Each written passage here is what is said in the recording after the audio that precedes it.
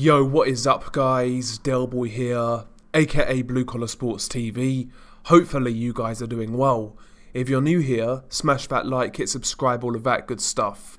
So Chris Eubank Jr. defeats Marcus Morrison by a 10-round unanimous decision. Of course, going into this fight, Chris Eubank Jr. has been out of the ring for 18 months, something like that. And this fight had that sparring partner mentality, almost like Chris Eubank Jr. was in there to get rounds. That's how it appeared to me anyway, you know. But also, credit to Marcus Morrison. He actually showed a real good chin, real good toughness. He definitely earned his paycheck, but ultimately, Chris Eubank Jr. was well in control throughout this fight. The first round started kind of cagey. Both guys were feeling each other out. Chris Eubank Jr. fell short a few times. Marcus Morrison actually landed a couple of nice snappy jabs in the first round, and Eubank landed some sort of clubbing work. First round was quite close.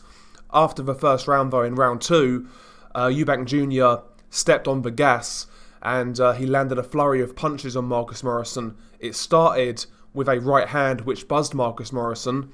Marcus Morrison went back to the ropes and Eubank Jr. landed one of those trademark combinations, body shots, head shots, and he was going to town on Marcus Morrison. But Eubank Jr. then stepped back and he gave Marcus Morrison a chance to recover, and it looked very deliberate to me. When fighters say they wanted rounds when they didn't knock a guy out, usually I call BS, but in this case, I actually think Eubank Jr. wanted these rounds because he could have taken Marcus Morrison out in the second round. There's no doubt about it. Morrison was hurt. He wasn't really defending himself all that well, but Eubank Jr. stepped off. Third and fourth round, both guys were being patient, playing counterpuncher. Marcus Morrison landed a couple of good shots here and there with his right hand, but Chris Eubank Jr. was picking the better shots. Rounds 5 and round 6 were pretty good rounds for Chris Eubank Jr. In both of these rounds, he actually landed some good flurries on Marcus Morrison. In round 5, he busted Marcus Morrison's nose. He caused some damage in round 5, same as in round 6. Round 7, 8 and 9, Eubank Jr. was kind of taking turns to box. Then he'd let go of a combination here and there. And it was just looking like he was working on things in there, quite frankly. And in this fight, Chris Eubank Jr. was actually counterpunching quite a lot. I've never seen him counterpunch as much as he did in this fight. He was landing some nice counter overhand rights, some nice counter left hooks. And he was more so playing the counterpuncher in this fight, more so than the usual aggressor that we usually see. And round 10 though, actually, Chris Eubank Jr. tries to turn the screw, but Marcus Morrison trades with him, and he actually lands a couple of good shots in round 10 on Eubank Jr. He actually caught Eubank Jr. with a real good right hand.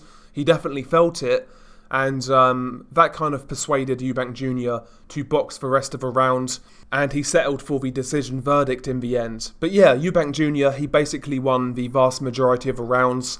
He was definitely working on things in there. I noticed a lot more feints from Eubank Jr. in this fight, a lot more counter-punching than we're used to seeing. There are still some of these same mistakes. Defensively, he switches off. The balance at times is still a real issue, and he does get still too excited when he exchanges with his opponents.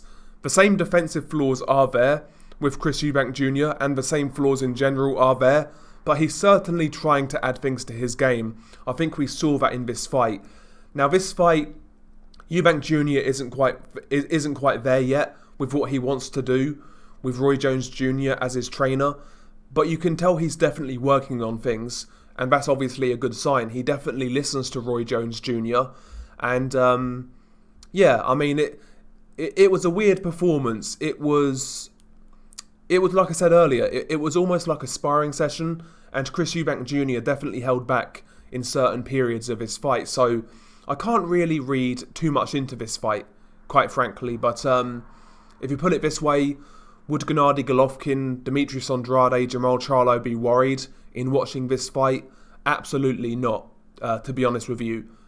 But there we go, Eubank Jr. is a good fighter, but he's still got some work to do before he really troubles these guys at world level.